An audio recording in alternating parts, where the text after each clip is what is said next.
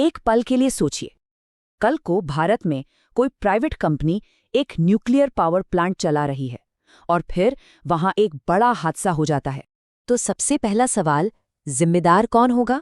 दूसरा, जो तबाही होगी उसका पैसा कौन देगा?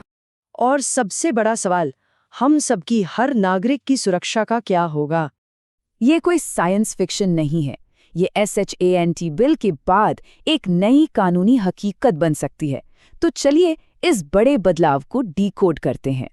तो आखिर ये SHANTI बिल है क्या चीज़?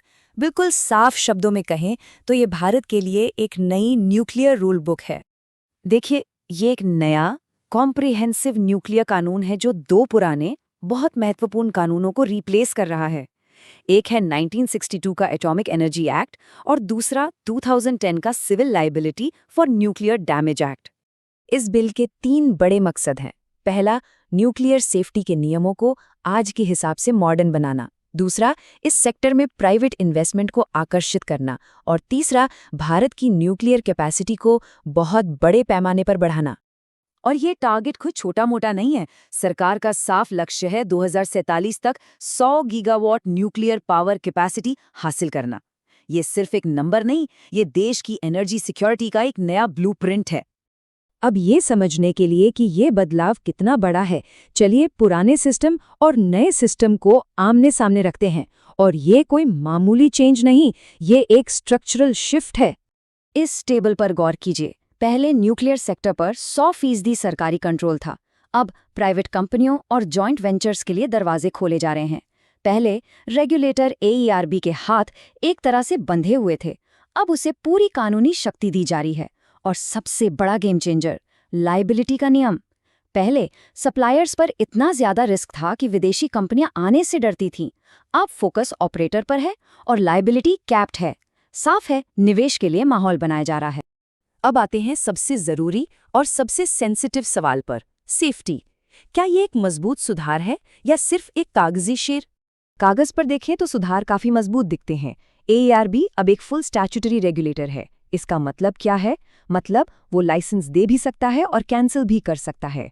उसके इंस्पेक्शंस अब लीगली बाइंडिंग हैं और प्लांट के कंस्ट्रक्शन से लेकर डीकमिशनिंग तक हर स्टेज पर सेफ्टी अप्रूवल जरूरी है। लेकिन असली इम्तिहान कानून का नहीं, उसके इम्प्लीमेंटेशन का है। और यहाँ कुछ बहुत गंभीर सवाल उठते हैं। क्या रेगुलेटर जमीनी स्तर पर पॉलिटिकल प्रेशर से आज़ाद रह पाएगा? क्या प्राइवेट कंपनियों का प्रॉफिट का दबाव सेफ्टी अप्रूवल्स को जल्दी जल्दी क्लियर करवाएगा? कानून तो मजबूत है, पर उसका असली टेस्ट तो अभी होना बाकी है। और अब आते हैं उस मुद्दे पर जिस पर सबसे ज्यादा बहस हो रही है, लायबिलिटी। यानी अगर हादसा हुआ तो बिल कौन भरेगा?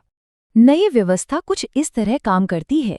सबसे पहली जिम्मेदारी होगी प्लांट चलाने वाले ऑपरेटर की, लेकिन उसकी फाइनेंशियल लायबिलिटी कैप्ड होगी, यानी उसकी एक सीमा होगी। जो इक्विपमेंट सप्लायर्स हैं, उनकी लायबिलिटी लगभग खत्म कर दी गई है। और अगर नुकसान उस कैप से ज्यादा होता है तो सरकार एक बैकस्टॉप फंड से पैसा देगी। अब इसके 2 पहलू हैं और दोनों को समझना जरूरी है। इन्वेस्टमेंट के नजरिए से देखें तो कंपनियों के लिए रिस्क प्रिडिक्टेबल हो जाता है, जिससे निवेश आना आसान हो जाता है। लेकिन क्रिटिक्स का कहना है कि किसी बड़े हादसे की स्थिति में मुआवजे का पैसा कम पड़ सकता है और इक्विपमेंट बनाने वालों की जवाबदेही भी कम हो जाती है। तो ये एक सोचा समझा रिस्क है, एक हाई स्टेक्स दांव। तो इस हाई स्टेक्स दांव के पीछे इकोनॉमिक लॉजिक क्या है और मार्केट और इन्वेस्टर्स इसको किस नज़र से देखेंगे, चलिए समझते हैं। जरा इस चार्ट पर नजर डालिए। ये सिर्फ 2 बार्स नहीं है, ये दिखाता है कि हम आज कहाँ खड़े हैं और हमारा लक्ष्य कितना बड़ा है। इस जमीन आसमान के फर्क को पाटने के लिए मैसिव कैपिटल की जरूरत है, जो सिर्फ सरकारी खजाने से आना मुश्किल है। यहाँ सरकार का लॉजिक इमोशनल नहीं, पूरी तरह इकोनॉमिक है। न्यूक्लियर प्रोजेक्ट्स बहुत बहुत महंगे होते हैं। प्राइवेट सेक्टर क्या ला सकता है? भारी पूंजी, नई टेक्नोलॉजी और प्रोजेक्ट्स को तेजी से पूरा करने की क्षमता। लेकिन इसका मतलब ये नहीं कि सब कुछ प्राइवेट हाथों में दे दिया गया है। स्ट्रैटेजिक कंट्रोल अभी भी सरकार के पास ही है।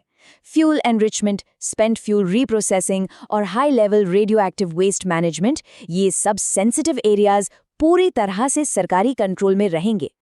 अगर मार्केट के एंगल से बात करें तो पावर, इंफ्रास्ट्रक्चर, हैवी इंजीनियरिंग और इंश्योरेंस जैसे सेक्टर्स पर इसका पॉजिटिव असर पड़ सकता है।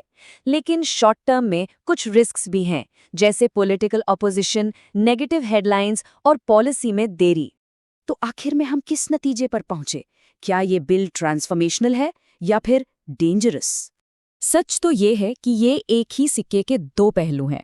एक तरफ ये ट्रांसफॉर्मेशनल है क्योंकि ये एक क्रिटिकल सेक्टर को खोल रहा है और क्लीन एनर्जी को एक बड़ा पुश दे रहा है। पर दूसरी तरफ ये रिस्की भी है क्योंकि अगर इसके एग्जीक्यूशन में गलती हुई तो नुकसान परमानेंट हो सकता है और न्यूक्लियर फील्ड में गलती की गुंजाइश जीरो होती है। इसलिए इस बिल पर ना तो आंख बंद करके सपोर्ट किया जा सकता है और ना ही इसका विरोध।